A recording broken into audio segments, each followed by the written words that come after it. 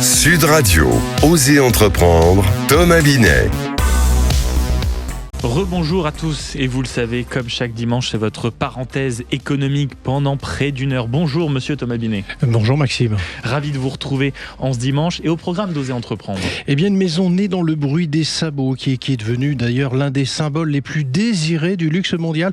Aujourd'hui, je vous emmène dans les coulisses d'une marque légendaire, Hermès, un univers où le luxe rencontre l'histoire et où chaque sac d'ailleurs cache une anecdote.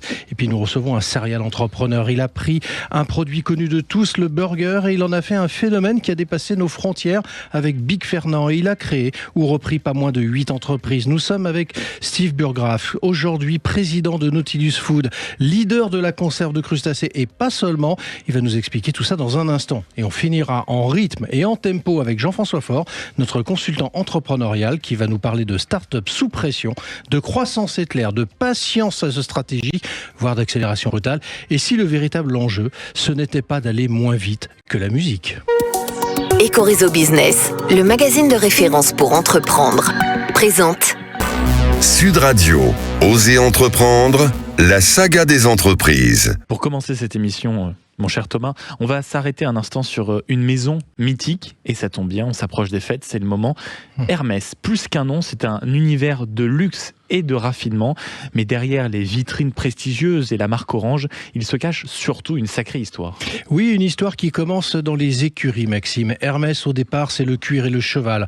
En 1837, Thierry Hermès ouvre à Paris un atelier de harnais pour la haute bourgeoisie. Son exigence est telle qu'il devient rapidement le sellier attitré de l'aristocratie européenne. Ce n'est qu'au XXe siècle que la maison s'ouvre à la maroquinerie, puis à la mode, et là, 2 sacs vont entrer dans la légende. Alors si je m'y connais un peu, on parle naturellement du Kelly et du fameux Birkin. Exactement. Le Kelly d'abord, il existait déjà sous le nom de sac à courroie, mais en 1956, Grace Kelly l'utilise pour cacher sa grossesse devant les paparazzi. La photo fait le tour du monde et Hermès rebaptise le sac en son honneur. Plus tard, dans les années 80, c'est une rencontre improbable dans un avion entre Jean-Louis Dumas, patron d'Hermès, et l'actrice Jane Birkin qui donne naissance au Birkin. Elle se plaint de ne pas trouver un sac assez grand et chic pour voyager avec son bébé.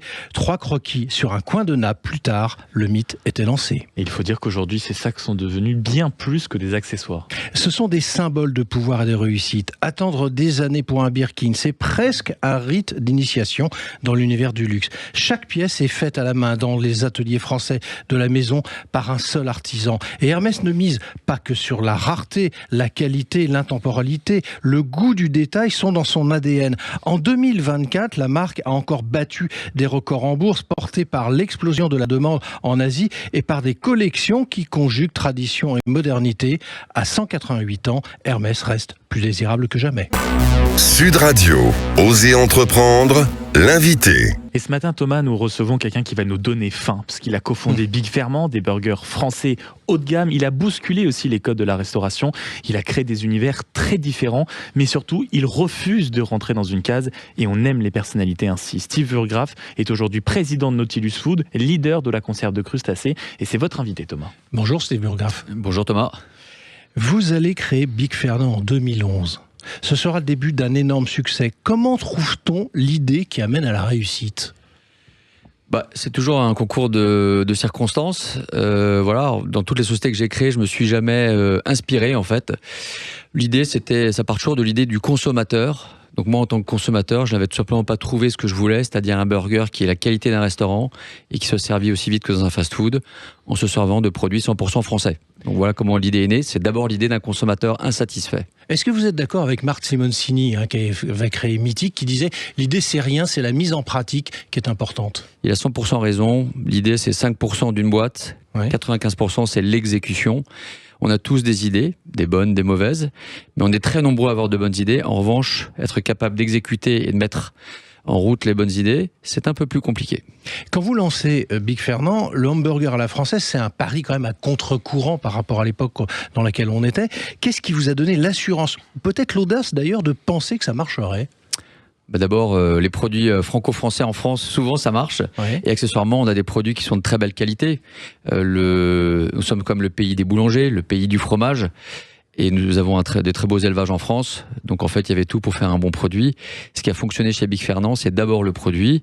Souvent, on m'a taxé de mettre beaucoup de marketing autour de mes entreprises et à commencer par Big Fernand. À la réalité, le meilleur ambassadeur de Big Fernand a toujours été le produit et je suis un homme produit. Donc voilà. Donc il y avait tout pour que ça fonctionne en France. Et ça a fonctionné. Et ça a fonctionné. Vous revendrez d'ailleurs Big Fernand en 2019, soit 8 ans après son lancement. D'autres à votre place, très sincèrement, auraient capitalisé toute leur vie dessus. Pas vous. Vous ennuyez vite ou vous fuyez le confort d'une situation établie ? Bien, ni l'un ni l'autre. D'abord, j'aimais beaucoup mes équipes. Alors, j'aime bien vendre les entreprises. Je trouve ça assez esthétique de vendre une entreprise. C'est un peu comme un match de rugby. C'est très beau, les belles passes, mais c'est sympa aussi de marquer des essais. Et on aime tous quand il y a des buts au foot ou des essais au rugby. Eh bien, moi, c'est exactement la même chose. J'aime bien que tout ceci se concrétise par une vente. Et accessoirement, c'est vrai que j'aime beaucoup créer. J'aime beaucoup lancer des projets, donc à un moment c'est pas que je me lasse de mon entreprise, c'est que je me lasse de pas lancer quelque chose de nouveau. Donc voilà, c'est un peu différent. Vous dites d'ailleurs que vous avez toujours été entrepreneur, enfant ou adolescent. Est-ce qu'il y avait un signe à observer qui vous permettait de penser que vous alliez créer votre propre chemin dans l'entrepreneuriat ? Bon, d'abord, ça commence toujours par des envies de liberté. Oui. Et accessoirement, j'ai toujours été très...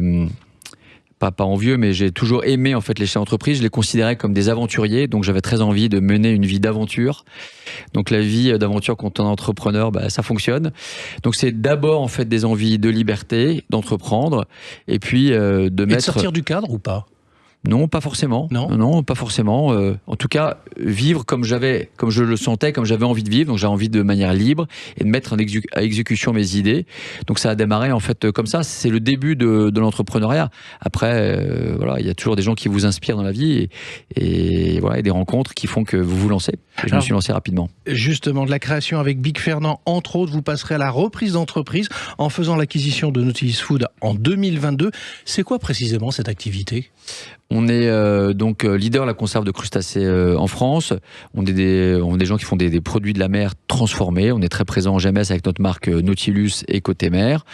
Une usine de saumon fumé dedans qui est présente dans les réseaux bio. Bref, c'est un groupe établi qui existe depuis 30 ans, qui faisait des produits de qualité et que j'ai repris avec mon associé Mathias Donne, qui était le président de Mondelez. Donc c'est aussi une aventure humaine. Et ce sont donc des produits, uniquement des produits de la mer, distribués dans différents types de réseaux. Alors vous êtes passé de la création à la reprise, c'est un autre métier quand même, objectivement. Comment passe-t-on de l'un à l'autre ? Là encore, c'est une aventure nouvelle. Donc moi qui aime bien les aventures, je trouve ça chouette.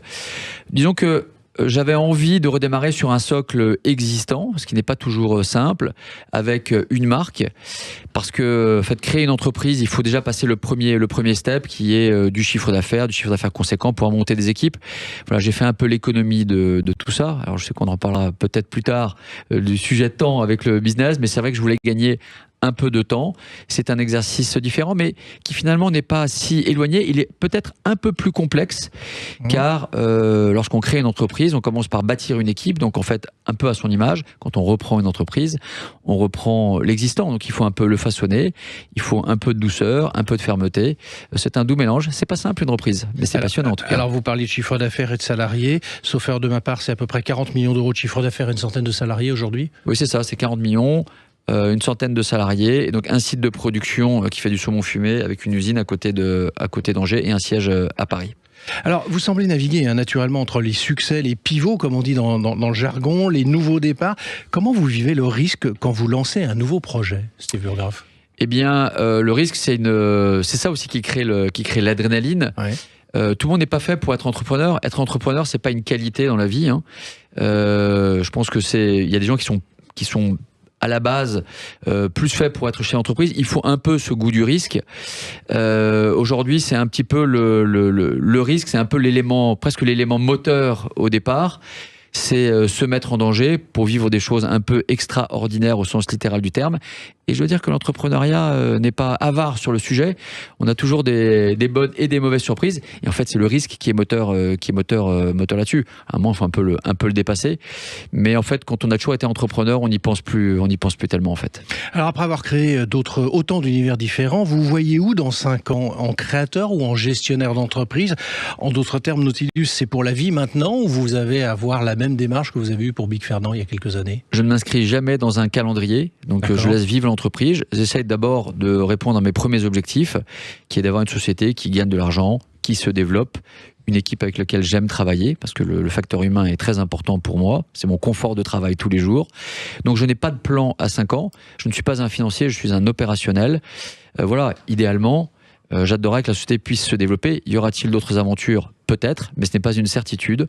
Voilà, je n'ai pas de plan préétabli. C'est ça aussi qui est sympa dans l'entrepreneuriat.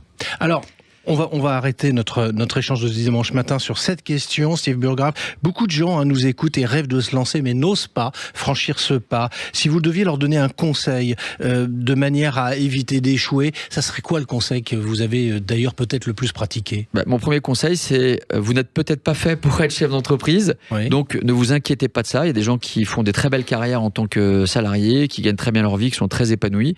Donc je le redis, c'est pas une fin en soi. Il y a beaucoup d'émissions aujourd'hui, de magazines qui parlent de chef d'entreprise et qui mettent ça un peu en valeur comme, entre guillemets, un peu les héros des temps modernes. Donc ne courez pas après ceci. Voilà. Et puis après, il y a aussi une question de moment et d'environnement. Il faut déjà un environnement qui soit porteur. Quand je dis porteur, c'est des gens qui vous entourent, qui croient en vous, car malheureusement, vous trouverez toujours des gens pour vous dire que ce que vous allez faire ne va pas fonctionner. Donc entourez-vous des gens qui ne croient qu'en vous, même quelquefois aveuglément. Merci à vous. Merci beaucoup Steve Burgraff d'être passé du côté d'Oser Entreprendre, et je rappelle donc que vous êtes le président entre autres de Nautilus Food.